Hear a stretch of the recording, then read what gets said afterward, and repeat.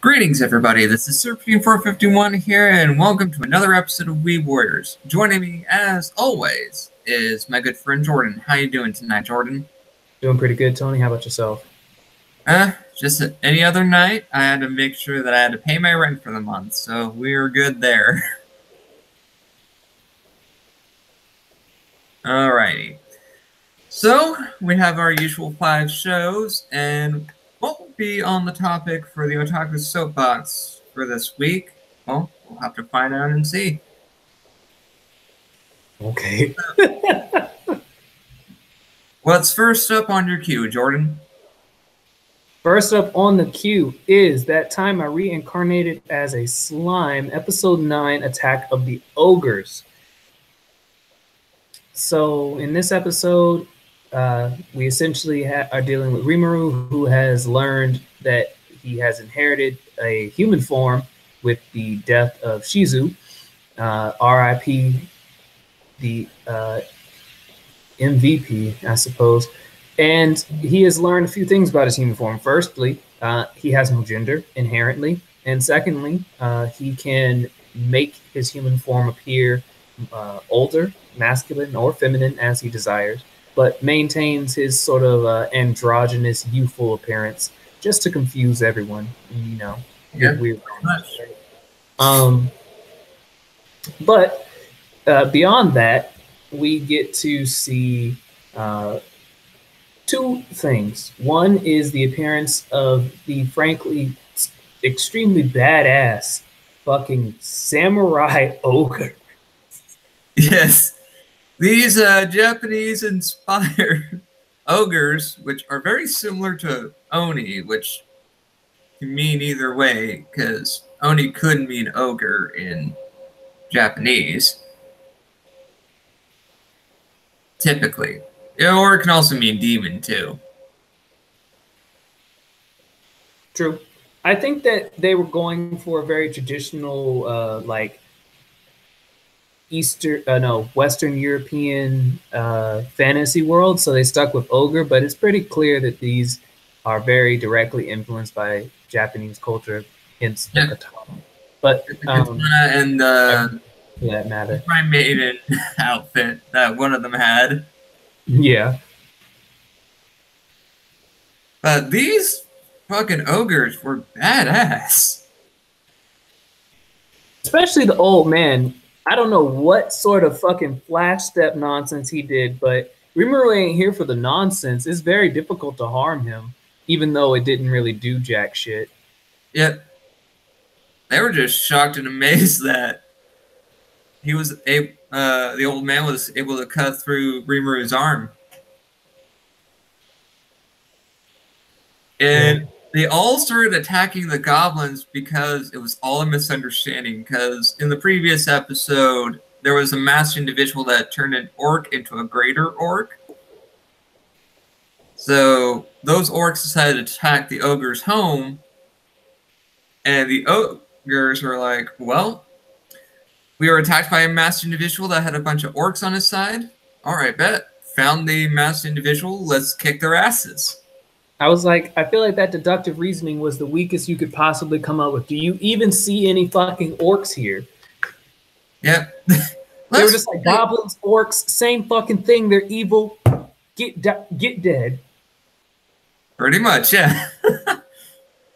And then it had to take the fucking ogre princess to realize, oh, this wasn't the guy that attacked us.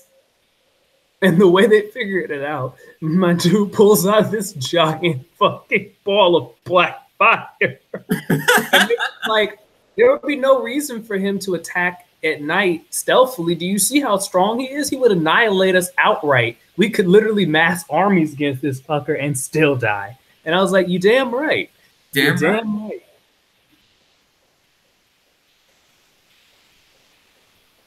And of course, Rimuru would have to notice one of the ogres had, like, gigantic knockers.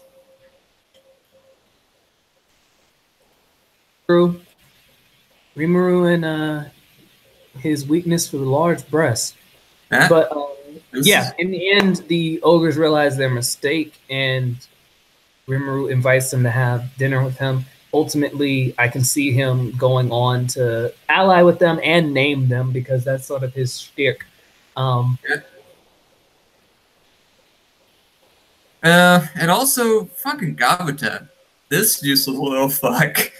Yo, when he said, "If you eat, will your breast go bigger?" and got that fucking roundhouse, I was like, "Oh wow." And then he was just like, "Ah, oh, Esther, I'm dying." It's like, I think you're okay.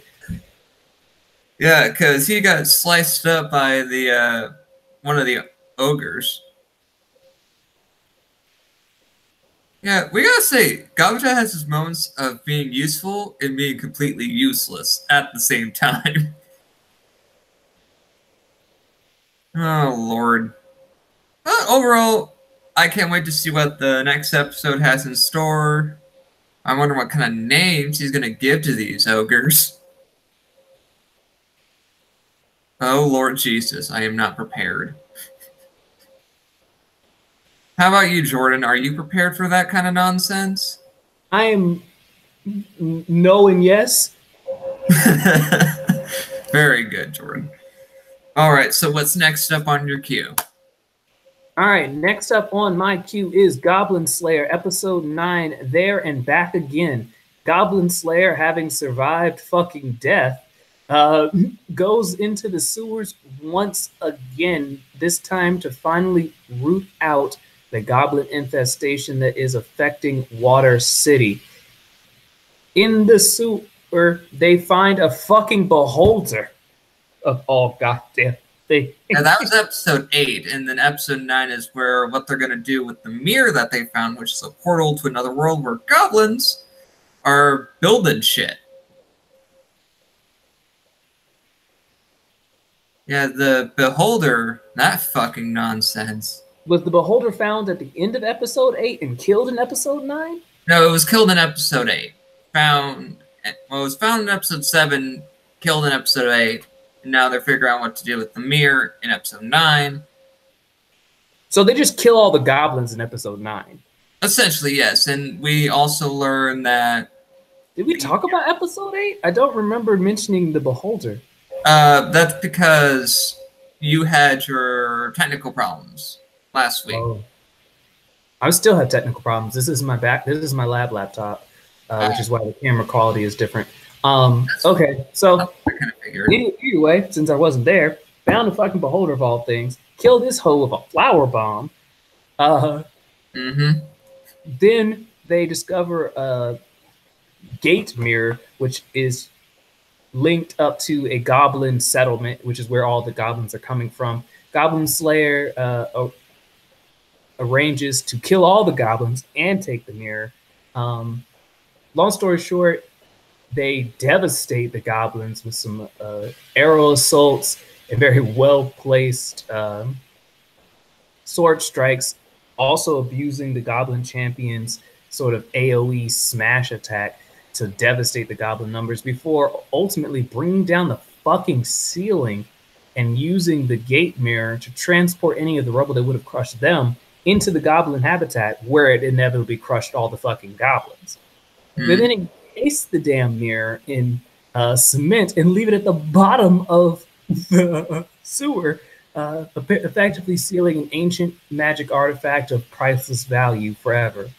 Yep, and we also learned that the Sword Maiden was the one who had the white alligator pretty much attack the goblins. Yeah, because that alligator was her familiar. And the wounds that the priestess saw on her body was the wounds that the alligator had as well. Which, when I read that part in the manga, good fucking lord, that reveal was actually pretty damn good. Yeah, man. The priestess went through some stuff and some things and some shit. That did. And then Goblin Slayer pulling the smooth moves on the sword priestess, saying, well, if there are any goblins around, I will kill them for you. It was that smooth? I'll kill these fuckers. Even in my dreams?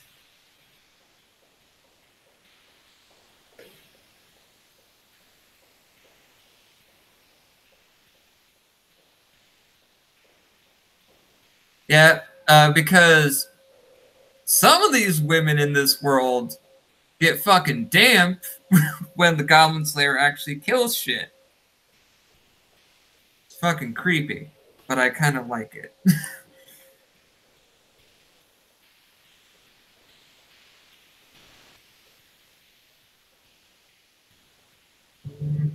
Let's wait for Jordan here, but all in all, the episode was pretty good. And if the manga's heading where I think it's, well, the show is heading where I think it's heading in the manga, then yeah, we might get to see an inkling of a like fun little incursion before actual nuttiness happens. So that's a good thing. Give me one moment here, folks. Sorry. Very unprofessional of us. Yeah, I mean, they'll be or they won't, but that's none of my business. All right. But yeah, so another good, solid episode of Goblin Slayer. I am looking forward to the next few episodes. I hope it is the farm attack arc to bring it in for this season, but we shall see. Yeah, we shall definitely see. So what's next up on the queue? All right. Next up on the queue is Zombieland Saga, Episode 9. Though my life may have ended once by some twist of fate, I have risen, and if song and dance are to be my fate, then carrying the memories of my comrades in my heart is, as I sally forth, shall be my saga. The longest ass title in this fucking show. The longest fucking thing. And I can't, and now having said all that, I can't remember any of the names. I think it's Saki, yes? Yeah, Saki, this is Saki's focus episode where we learn how she died. Is the most cliched biker gang leader fucking ending of someone's life possible. Yeah, I feel like she realized how to survive her death. Way too late though, but more important. So they're doing an event where they are dancing with senior citizens to sort of increase their fan bases because the majority of the saga population is elderly. Yeah.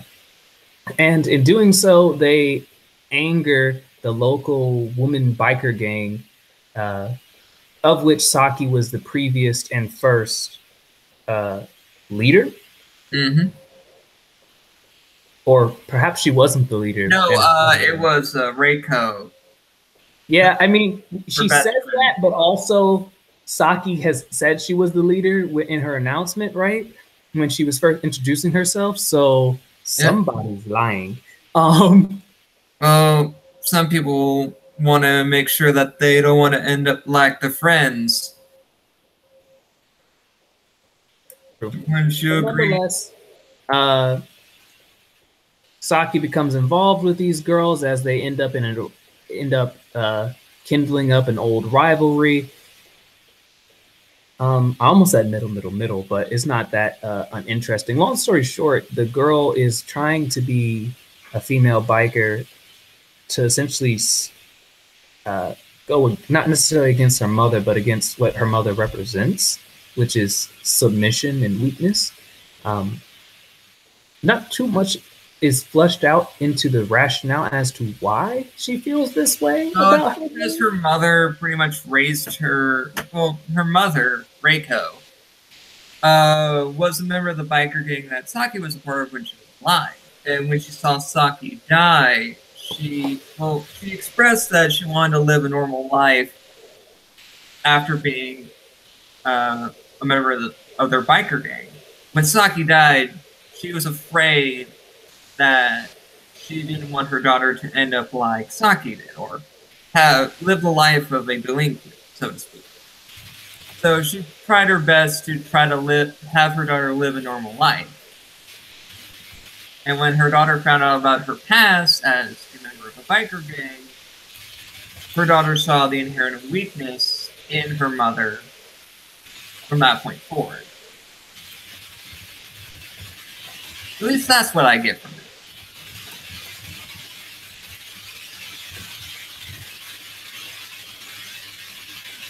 Something sounds like it's going nuts. Oh, it was my fingers, but yes, that's what I got from it as well. Well, to an extent, I suppose.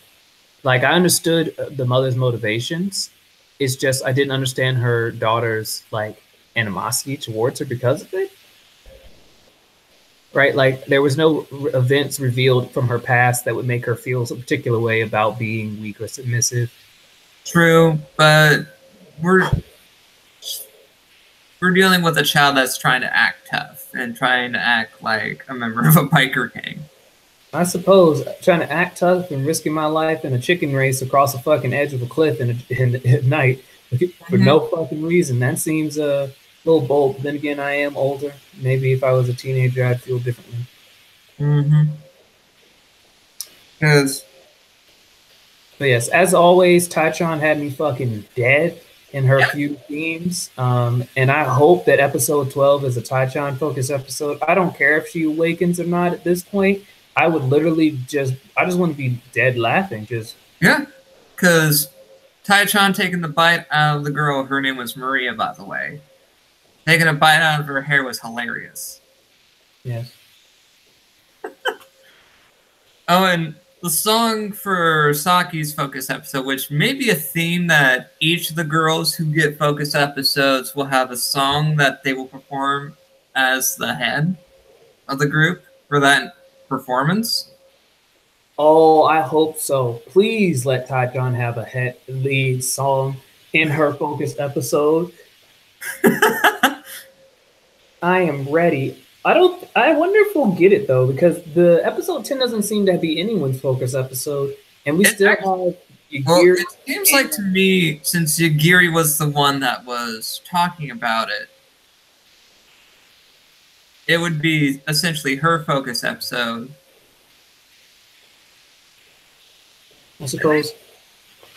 At least that's how I interpreted it.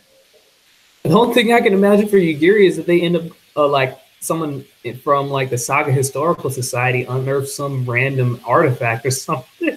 Yeah, pretty much. It's or like go to a museum or I don't really see how she could have a flashback episode unless something of that nature occurs. Everyone she could possibly know is dead. Oh, did we mention how there's apparently a trans character? Wait, what? What is her name? Lily.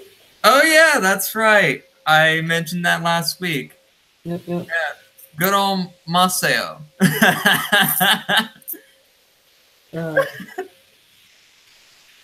Oh well. You weren't prepared for that, Jordan.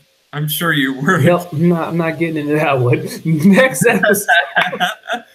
But at least the song for her father was actually a very sweet one.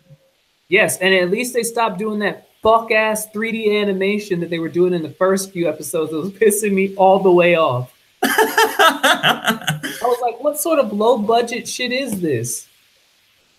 Well, they just want to make things just overtly fun. And it was not fun. It was aggravating. It's like, why would you drop the animation quality at the point of the series that this is the fucking... This was what the whole series is about, them being idols. Why would you cut the budget here? Because they think 3D models for idol shows is better? I don't know. They thought wrong. They thought fucking wrong. All right, so what's next up on your queue, Jordan?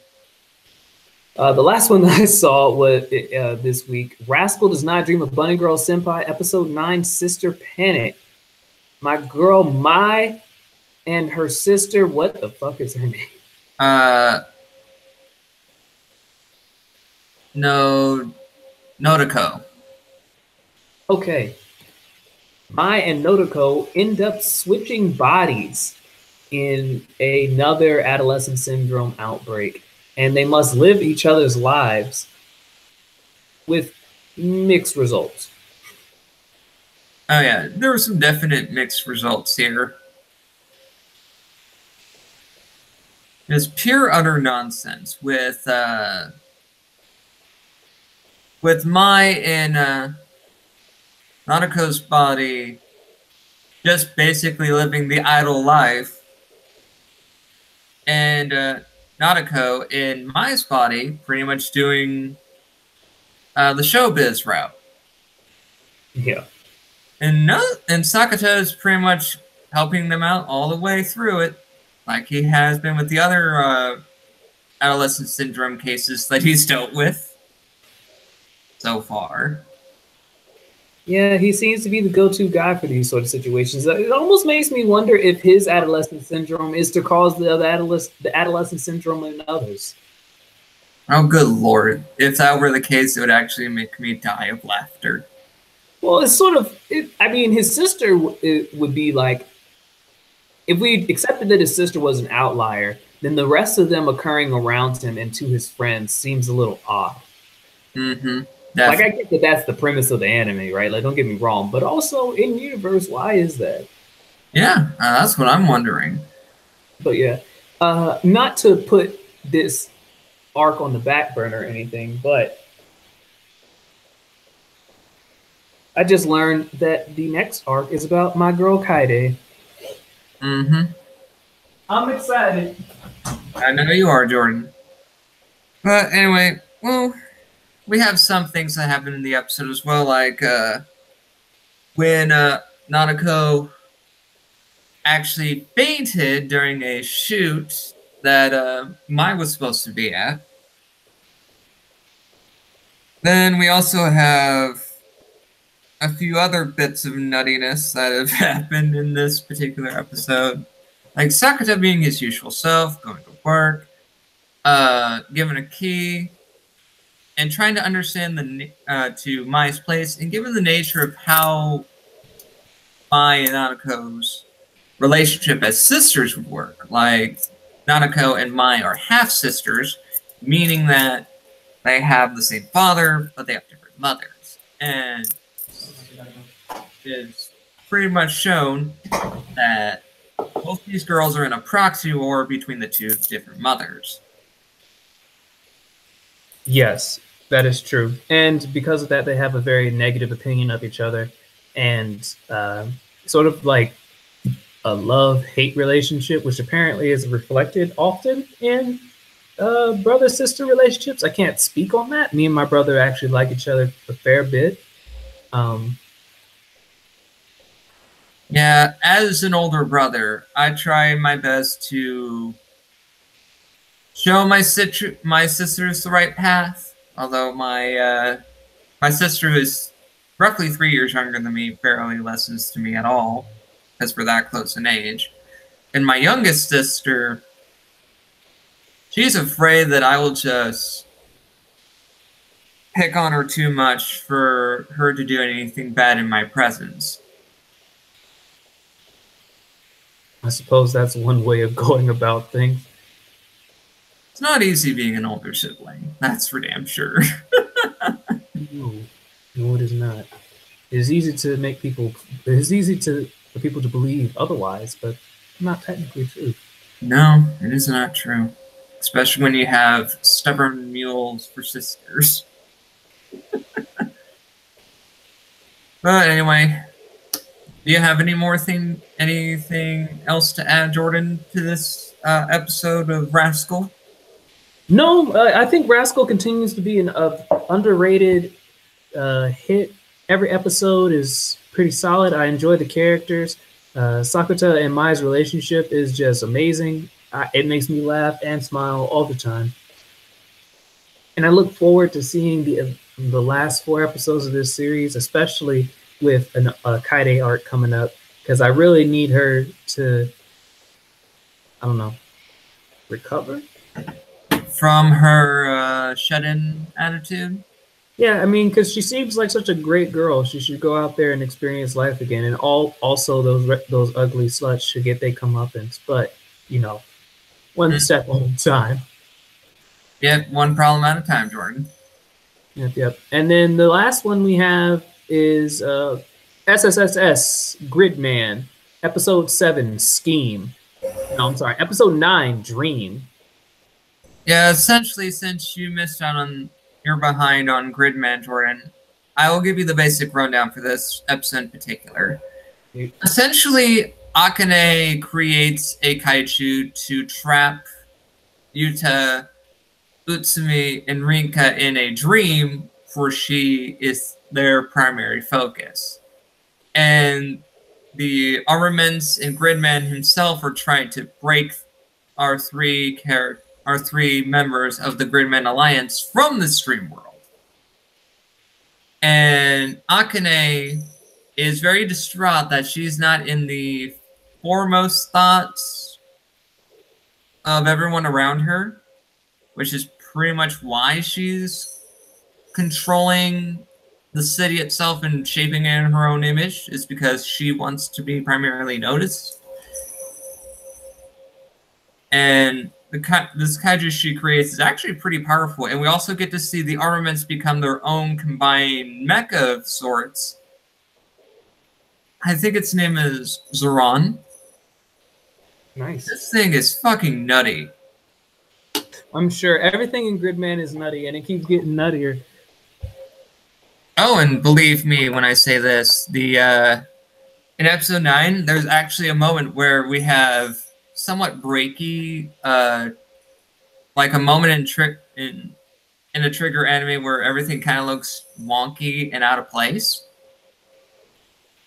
In this dream sequence, everything just looked beautiful. Like, it was a beautiful mess. Like, remember Jordan and How and Darling and the Franxx most of the time when they would have these breaks in animation where they would have beams of light shooting everywhere and people get stretched out?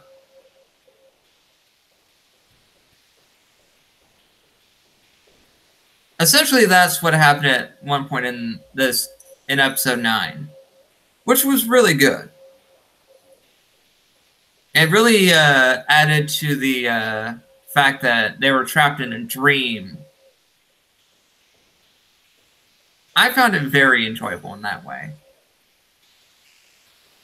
And essentially, everyone now knows, well, since you are still behind, everyone now knows that Akane is the one that's creating these kaiju.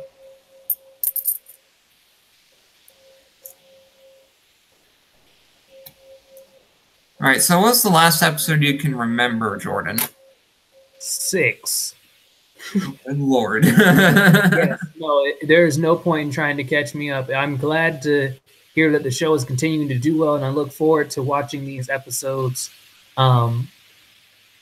soon so that I can speak about them. And I look forward to episode 10 of the Triple S Gridman. Yeah, it's still a good show. I really enjoy this very fun tokusatsu story that is very deep in a lot of ways. And sometimes tokusatsu itself can be very deep. So now, Jordan, moving on to the Otaku Soapbox topic. What should we talk about this week? I have no idea, Tom. You're the one that always selects the topics. I just come here to respond. Well, very true, very true. Let's see. Well, since we were going to talk about this initially, but we never got the chance to do it. Let's talk about what makes a good anime comedy, in our honest opinions.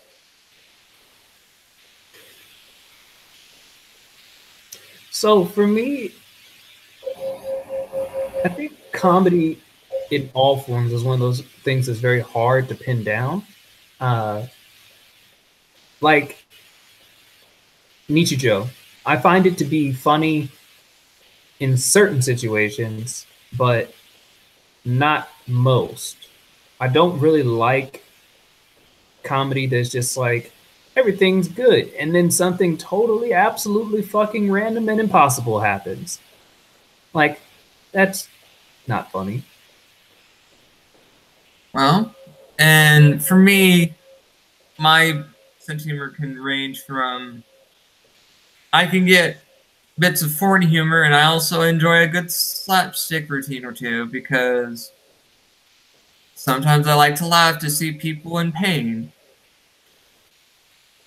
Yeah, I'm not really a big slapstick sort of guy. Also, British humor, I don't understand it at all. Not a single bit. It's not at all funny. But let's talk about one of the comedy show for this season, which is Zombieland Saga. Fucking hilarious. So, in our honest opinion, like, let's start with your opinion here, Jordan.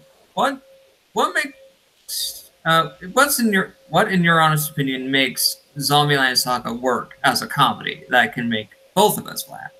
Honestly, I'm not even really sure. I laugh at everything Taichan does because it the comedy of it feeds directly into her character, and it feels sort of natural, like the exasperation and ludicrous shit that the like ludicrousness of the actions and the exasperation of her counterparts trying to deal with it makes it humorous to me. It, for example, the reason I don't really like Nichijou is because these crazy things happen, and then for the most part, no one really responds to them, right? Like someone takes out a gun, shoots somebody right in the face. It's like, ooh, and then no one does anything. Taichan tries to eat a man, and everyone starts losing their shit. That's funny. Well, I could agree with you there. Tai-chan basically existing is very hilarious. And then what's my boy's name? The manager. I can't think of his name. Kotaro Tatsumi.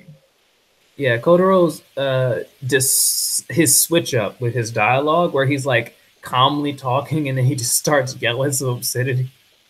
Yep, just calling them dumbasses and dumb zombies. The way he speaks is actually very great. And then some of the things that they do is just it's like they try their best and it sometimes it fails. Slips right through their hand. Like when they were trying to do the damn mud jumping thing, and Sakura went to jump and she was flying. Oh yeah, you really thought she was. Oh, and then like the whole setup, every part of you believed that she was succeeding until she just wasn't. No, and then you have Tai-chan pulling it through for everybody. Oh my god, when they were running through the fucking mud. Yo, I was no good. I was no good. But it was one of the most hilarious things in that show. And then I would have to say Tai-chan in the fucking commercial for Driving Tori was hilarious. When she was bacawing or whatnot? Yep. And she was trying to take a bite out of the chicken mascot too. But I guess, but a show that, and also sometimes Japanese humor doesn't really translate well in English, especially when a comedy series is dubbed. Sometimes some jokes fall on the wayside of things. Like, one of my favorite jokes in Defragments, in the subversion, is where Roka and Tako are essentially trying to try to calm down Kazuma's younger sister, because the younger sister is very afraid of Takao because of her huge knockers. It's something that is very odd and strange that I'm explaining, which is completely out of context, but that's okay. Yeah. I was like, I've never seen it, so I don't gather it. It's actually a very funny clip. Basically, both Roka and Tako, they are fans of a video game series, and there's a lot of like video game and game jokes in general in Defragments, or Defrag for short. Mm-hmm. The funniest, but the joke I'm referring to is Roka is essentially saying Tako-san, and she's then Tako-san da, or da Tako-san, and it's sounds like Tako Thunder. And she repeats this like it's a magic spell. And two fucking randos just imagines Takao in the most skimpiest witch outfit saying Takao Thunder. And they said, we like Takao Thunder, or yay, Takao Thunder. Okay. Like, without having seen it, I can't have a solid opinion on it. I really like the joke in Japanese, and in English, in a way, they kind of like missed the joke, but they still got the joke. Because the two dudes saying, "Oh, I like where this is going." I'm like, no, you don't understand, you dumbasses. Fucking idiots. But still, it was actually pretty funny. And they had a good sub versus dub joke in Defragment's English dub. Yeah, it's actually one of the last few episodes. A character who his eyes are closed all the time because he wants to, because he cannot stand to look at 3D women. And so when he spouts off the names of English voice actors instead of Japanese voice actors, Kazuma retorts like, everyone knows that subs are better. This is what happens. What the fuck was that? No idea. I have no idea either. But also, I think that's essentially it. Comedy is very subjective to a lot of people, but I like to broaden this topic out to everyone else here. What is something that makes you laugh uncontrollably that other people may not laugh at as wholeheartedly as you do? Just let us know in the comment section below what your thoughts are on that front. But anyway, I think we'll wrap this episode up here. Yet another relatively short episode on this side of things. We look forward to seeing you guys next week. Make sure to follow my Instagram account at Serpentine451. Check out Quentin's channel. It's Ninja Black HD. Thank you. Both will be in the description when I get to actually editing those two in. And I would like to thank Jordan for joining me in another episode of Weeb Warriors. And I would like to catch you guys next time.